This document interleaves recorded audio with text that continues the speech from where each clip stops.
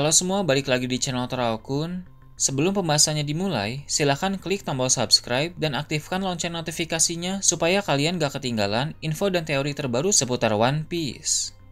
Buat kalian yang mau informasi tambahan soal SBS atau databook, kalian bisa follow Instagram Teraokun. Di sana admin akan memposting soal SBS, databook, dan berbagai teori singkat. Sekarang lanjut ke pembahasan.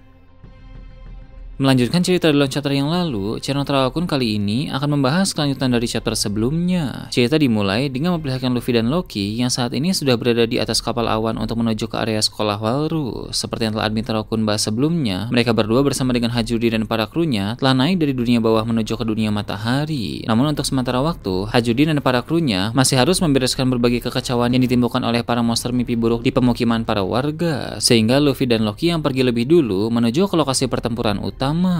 Di kapal awan itu pun, Luffy mengeluh karena merasa terlalu lama. Loki menanggapi dengan bilang, kecepatan maksimal dari kapal awan memang hanya seperti ini, sehingga akan butuh waktu untuk tiba di tempat tujuan. Loki sendiri juga sebenarnya sudah sangat tidak sabar karena dia ingin balas dendam kepada para ksatria suci. Tiba-tiba Luffy dan Loki merasakan pancaran haus Shakuhaki yang sangat kuat dari kejauhan. Tapi itu bukan haus Shakuhaki untuk mengintimidasi atau menyerang musuh, melainkan untuk memberitahu tanda keberadaan seseorang. Seperti yang bisa kita duga, itu berasal dari Rayleigh. Karena sesuai dengan yang admin Teraokun katakan pada pembahasan sebelumnya, bahwa saat ini dia sudah berada di pelabuhan Pulau Elbaf. Rayleigh sudah tiba di sana, tapi masih belum naik ke dunia matahari. Sebab dia harus menunggu kedatangan dari para kru Roger yang lain agar bisa naik bersama-sama. Dia juga tidak mau mengganggu panggung pertarungan Gaban melawan ksatria suci, karena dia tahu bahwa Gaban tidak suka jika ada yang ikut campur dalam pertarungannya. Jadi untuk sekadar memberitahu kepada Gaban bahwa dia sudah ada di dunia bawah, Rayleigh memancarkan haus Shakuhaki besar ke seluruh penjuru Elbaf. Berhubung haki dari sang wakil kapten bajak laut Roger itu sangat kuat, maka bukan hanya Gaban saja yang bisa merasakannya, tapi banyak orang lain di dunia matahari termasuk Luffy dan Loki yang ada di kapal awan juga bisa merasakannya. Loki pun bertanya-tanya siapa yang mengeluarkan haus Shakuhaki sebesar itu. Luffy menjawab, dari apa yang dia rasakan, dia yakin bahwa itu adalah haus Shakuhaki milik Rayleigh. Luffy pun tersenyum ketika tahu bahwa Rayleigh sudah berada di Pulau Elbaf, karena dia akan bertemu kembali dengan sosok gurunya itu. Dari yang admin Teraokun lihat, Loki tampaknya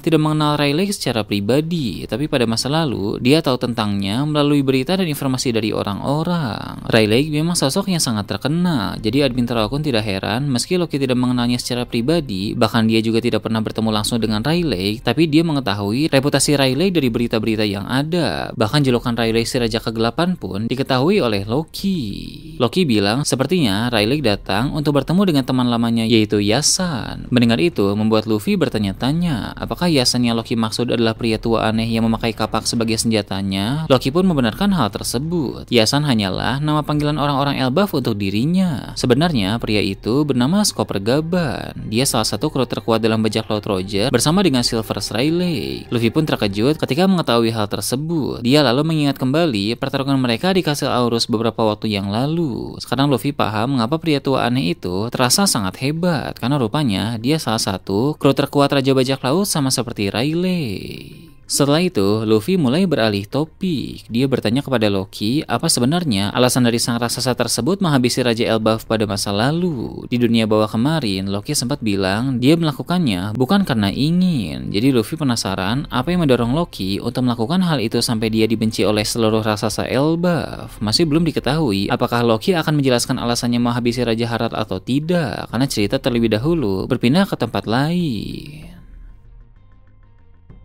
Pertarungan Gaban melawan seorang ksatria suci pun mulai diperlihatkan kembali. Ksatria suci ini bukan lagi Somers dan Gillingham, melainkan ksatria suci yang baru datang karena dipanggil oleh Somers melalui lingkaran sihir beberapa waktu yang lalu. Secara kekuatan, dia jauh lebih hebat daripada Somers dan Gillingham, sehingga dari yang admin Teraokun lihat, duelnya melawan Skopper Gaban berlangsung dengan sangat sengit. Ksatria suci itu berasal dari keluarga Marcus sama seperti Gorosei Mars, namun nama depannya masih belum diungkapkan. Jadi untuk sementara ini, admin Teraokun akan memanggil Ksatria Suci itu dengan nama marganya saja, yaitu Ksatria Suci Markus. Beberapa saat sebelumnya, dia dan Gaban bisa merasakan ledakan Hoshoku Haki dari Rayleigh tadi. Gaban pun bicara sendiri dengan berkata bahwa rupanya orang itu sudah tiba di Pulau Elbaf. Namun Gaban berkata bahwa Rayleigh jangan dulu naik ke dunia matahari, karena Gaban ingin membereskan lebih dulu pertarungannya melawan Ksatria Suci di hadapannya itu. Kemudian, si Ksatria Suci Markus bilang, haki yang dia rasakan tadi tampaknya tidak asing bagi dirinya. Rupanya, dia juga tahu bahwa itu adalah Hoshoku Haki milik Rayleigh. Mengapa Ksatria Suci tersebut bisa mengetahuinya? Karena dulu mereka semua pernah terlibat dalam insiden God Valley. Gaban pun berkata, jika dia memang sudah tahu bahwa itu haki milik siapa, tentu Ksatria Suci itu sadar betul akan seperti apa nasib pihak pemerintah dunia yang ada di Pulau Elbaf. Bila Rayleigh dan para kru Roger yang lain naik, maka pihak Elbaf akan sangat diunggulkan. Gaban berkata, para Ksatria Suci itu beruntung karena Rayleigh belum naik ke atas. Itu karena Rayleigh paham bahwa Gaban tidak suka jika pertarungannya diganggu. Namun Gaban menegaskan, begitu Gaban selesai dengan pertarungannya, maka Rayleigh dan yang lain akan dengan cepat langsung ke wilayah dunia matahari, sehingga mereka semua bisa membantai seluruh Ksatria Suci yang ada di Pulau Elbaf. Memang Gaban juga bisa merasakan bahwa saat ini pasukan besar angkatan laut telah memasuki dunia matahari. Hal ini sama seperti yang admin Taro Kun bahas sebelumnya, di mana Fujitora telah memimpin armada besar untuk datang ke sana atas perintah dari Akainu. Meski begitu, menurut Gaban, pihak Elbaf tetap akan unggul karena selain Rayleigh dan para kru bajak laut Roger yang akan naik, ada pula bajak laut topi jerami yang siap untuk berperang juga. Gaban dapat mendeteksi Luffy telah semakin dekat dengan sekolah Walrus, bahkan dia sedang bersama dengan sang pangeran terkutuk Loki saat ini. Jadi secara perhitungan, kekuatan tempur di pihak Elbaf masih jauh lebih unggul dibanding kekuatan tempur milik para musuh. Admin Taro Kun setuju dengan perkataan dari Gaban tersebut, karena itu memang perhitungan yang sangat masuk akal. Gaban menegaskan, jika pihak pemerintah dunia ingin memberikan perlawanan yang bagus, setidaknya bawalah semua Ksatria Suci, bahkan semua admiral sekaligus. Ksatria Suci dari keluarga Markus itu pun kesal mendengar perkataan Gaban itu, karena seolah Gaban meremehkan pemerintah dunia. Namun beberapa saat kemudian, ekspresi Ksatria Suci tersebut mulai tampak tenang kembali. Rupanya, meski tadi dia sempat kesal dengan perkataan Gaban, tapi dia mulai bisa tenang kembali dengan situasi sekarang ini. Entah dia hanya pura-pura tenang karena gengsi, atau dia bisa tenang karena memiliki suatu rencana tersembunyi. Beralih ke tempat lain, Pulau Hachinosu akhirnya mulai ditampilkan kembali. Perkembangan dari pertempuran di tempat itu telah berjalan dengan semakin menarik. Untuk mengingatkan kembali apa yang terjadi di Pulau Hachinosu sebelumnya, admin Taro Kun akan merangkum singkat agar pembahasannya menjadi lebih jelas. Bajak laut Hagami telah datang ke Pulau Hachinosu. Pada saat yang hampir bersamaan, Garp sukses membebaskan diri dari dalam sel penjara Hachinosu sehingga dia bekerja sama dengan Shanks, karena mereka sama-sama memusuhi bajak laut Kurohige di tempat tersebut. Aliansi ini mirip seperti kerja sama Garp dan Roger dulu ketika mereka sama-sama melawan bajak laut Rocks di Pulau God Valley.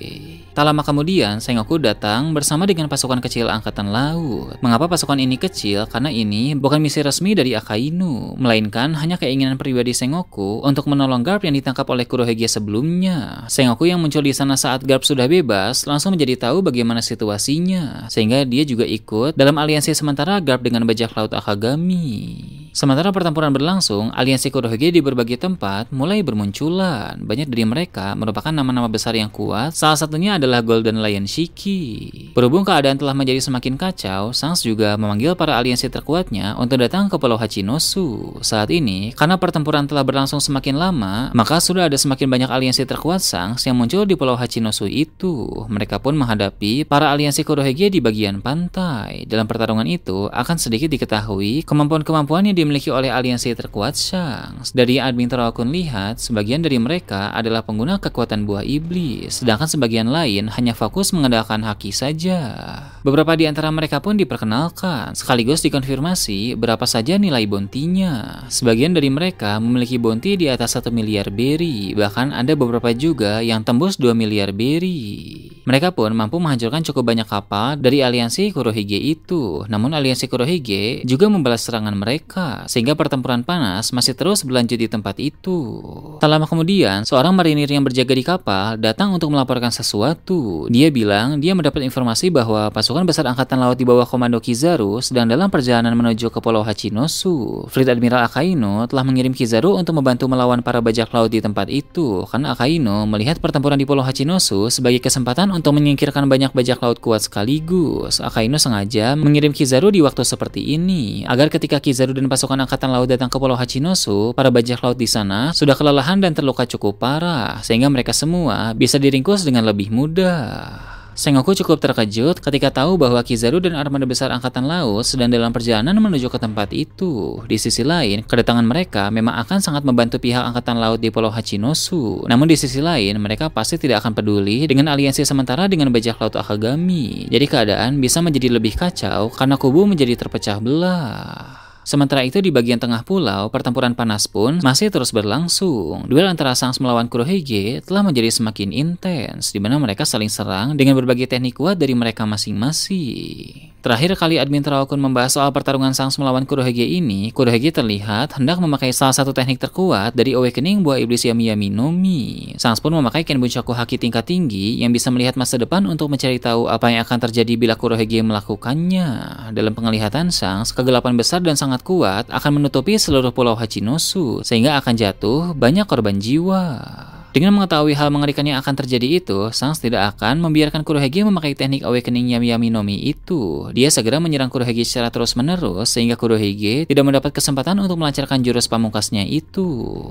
Sementara mereka bertarung, tiba-tiba Shanks merasakan ada sesuatu yang datang ke sana. Shanks pun segera menghindar dengan sangat cepat. Rupanya itu adalah Shiryu yang ingin menyerang Shanks dalam mode tidak terlihat. Saat ini, admin Teraokun melihat Shiryu sudah sembuh dari luka tembak Ben Beckman beberapa waktu yang lalu. Dia juga bisa bergerak dengan cukup bebas karena para kru terkuat Shanks seperti Ben Beckman, Lakiru, dan Yasop sedang sibuk dengan pertarungan mereka masing-masing. Ben Beckman bertarung melawan Kuzan, Lakiru bertarung melawan Vascosio, dan Yasop bertarung melawan Van Augur. Jadi Shiryu bisa bergerak dengan bebas. Dia pun berniat ingin ikut melibatkan diri dalam duel Shanks melawan Kurohige. Dengan begitu, kini pertarungan di sana menjadi 2 lawan 1. Shanks harus berhati-hati karena jika dia fokus mengalahkan Shiryu lebih dulu, maka itu akan memberi kesempatan bagi Kurohige untuk memakai teknik kuat dari Awakening Yami Yami no Mi tadi. Namun di sisi lain, bila Shanks terlalu fokus pada Kurohige, maka Shiryu akan mencari kesempatan untuk melancarkan serangan yang sangat merepotkan. Menurut admin Teraokun, di sini battle IQ dari si rambut merah itu benar-benar akan diuji. Shanks harus membuktikan bahwa dia bukan sekadar petarung yang sangat kuat saja, tapi juga cerdas dan mampu mengambil keputusan dengan sangat tepat. Ini merupakan pemenangan yang cukup epik dari si rambut merah itu, karena dia bertarung 2 lawan 1 melawan Kurohige dan Shiryu sekaligus. Shanks pun kemudian mengulurkan pedangnya dan memusatkan Hoshoku Haki kuat di pedangnya itu. Lalu dia bersiap melancarkan teknik tebasan kepada 2 musuhnya sekaligus. Nah itu tadi berbagai hal menarik pada chapter 1149. Gimana menurut kalian? Silahkan tulis di kolom komentar di bawah. Oke, segitu aja untuk pembahasan kali ini. Jangan lupa like, share, dan subscribe untuk video menarik selanjutnya. Gue Teraokun, Shambles.